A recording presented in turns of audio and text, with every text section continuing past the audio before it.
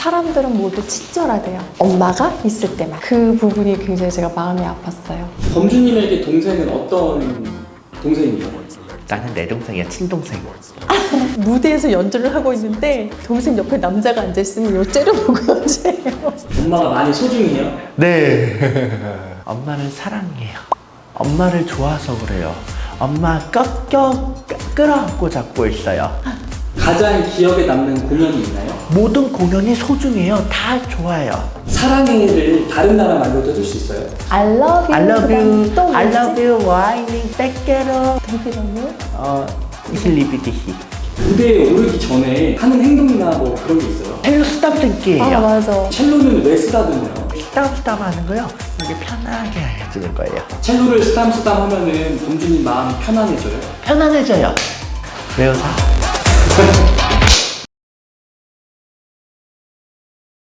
네, 범주님 간단하게 자기소개 부탁드립니다. 네. 사랑하는 첼로와 평화를 연주하는 평화첼리스트 배범준입니다.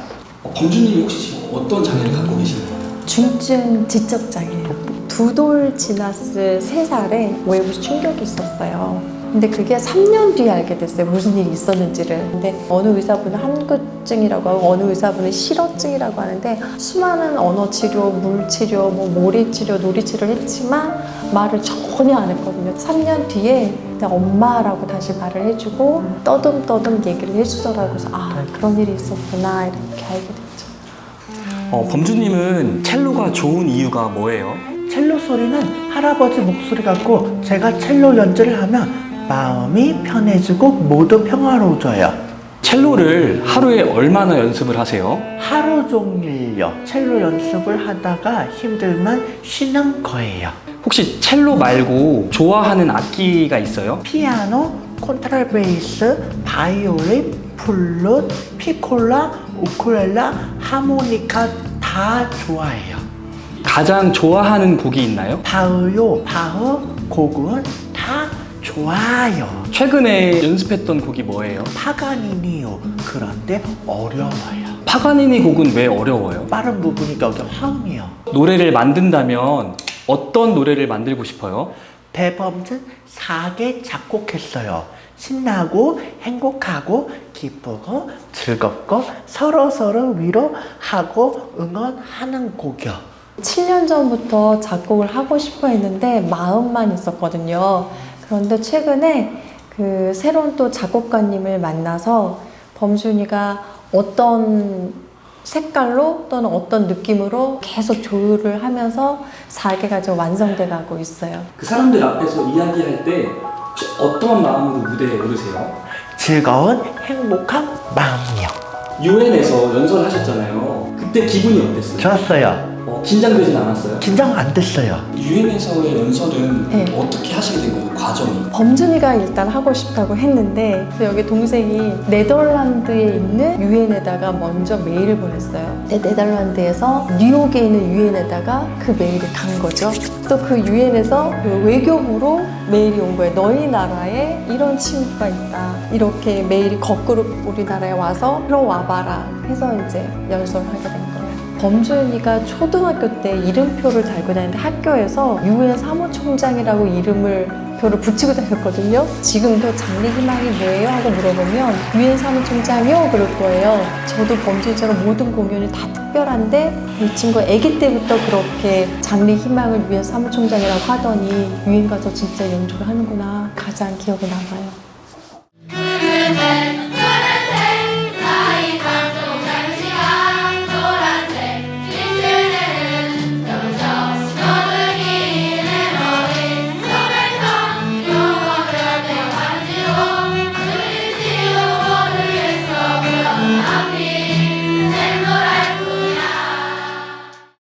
저는 아기가 아니라 멋진 남자입니다 라고 말씀하셨던 거는 어떤 의미에서 말씀하신 거예요?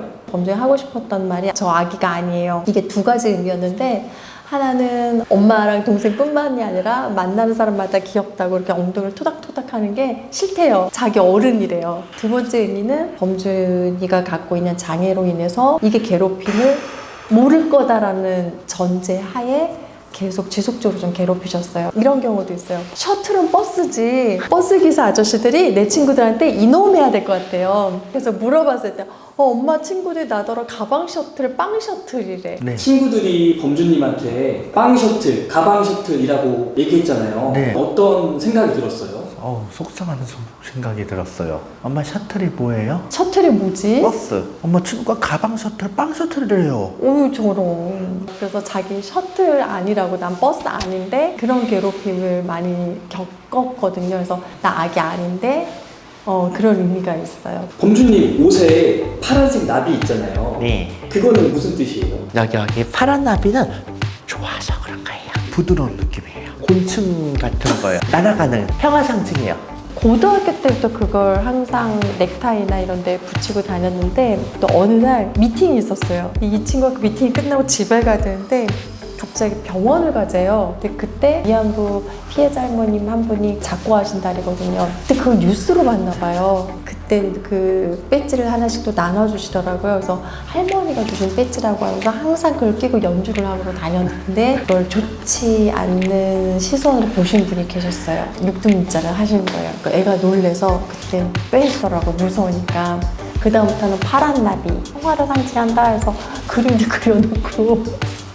혹시 범주님이 평화를 유독 좋아하시는 이유가 있나요? 드라마에 싸우는 장면 나오면 부돌된 그 아기가 아장아장으로 가서 텔레비전을 꺼요. 그 장면을 보고 어머님 지인분이 오시더니 야, 너는 평화로운 사람이구나. 넌 평화를 굉장히 사랑하구나. 평화라는 단어를 그때 들은 거예요. 평화는 좋은 거다. 싸우지 않는 거다. 이렇게 알고 있을 거예요. 범주님에게 동생은 어떤 동생이에요? 세상에서 제일 예쁘고 사랑스럽고 소중한 공주예요. 동생이 얼마만큼 좋아요? 하늘보다 우주보다 땅만큼요. 혹시 그 지승님은 어떤 오빠실까요? 내 생명 같은 오빠잖아. 힘들 때도 있거든요. 항상 좋지만은 않아요. 어린아이 같은 모습들이 많잖아요. 근데 또 보호를 해주고 싶어 해요. 사회생활 하는 분도 많이 힘든 게 있잖아요. 근데 집에서 오빠 안아주면 많이 풀리더라고요. 그래서 제 생명이죠. 어머니께서는 범주님이 뭔가 다르다라는 거를 인지하시기 전까지는 네. 장애에 대해서는 어떻게 생각을 하셨었어요? 자주는 아니지만 간혹가다 보육시설에 가서 봉사를 했거든요. 그때 당시에도 장애 하면은 불쌍하다는 편견을 갖고 있었어요. 기회를 주거나 비장애인들보다는 모든 게 느리고 다르겠지만 그래도 그분들도 살아있는 삶을 살아가야 되는 사람이잖아요. 보호만 해줘야 되는, 그렇게 제가 편견을 가졌던 것 같아요. 앞으로 어떤 연주가가 되고 싶으세요? 행복을 전하고 다 같이 기쁘고 평화를 전하는 평화 첼리스트입니다. 그리고 아이들에게 선물 주는 산타 형입니다. 범주님 오늘 촬영하는 이 인터뷰 영상을 이제 많은 사람들이 볼 거예요. 한마디 해줄 수 있어요? 모두 행복하세요. 제가 평화 연주할게요. 저는 범준이를 통해서 천사분들을 만나요. 이런 사람 저런 사람, 또 좋은 일 나쁜 일 굳은 일 이렇게 만날 때마다 여러 가지 마음으로 살아왔는데 범준이를 통해서 저분이 진짜 천사였구나, 저분이 정말 감사하신 분이구나, 그리고 세상에는 따뜻하신 분들이 정말 많으세요. 그래서 저도 지금 사실 힘든 가운데 있지만 힘드신 분들이 힘을 내셨으면 좋겠어요. 세상은 따뜻해요. 진심.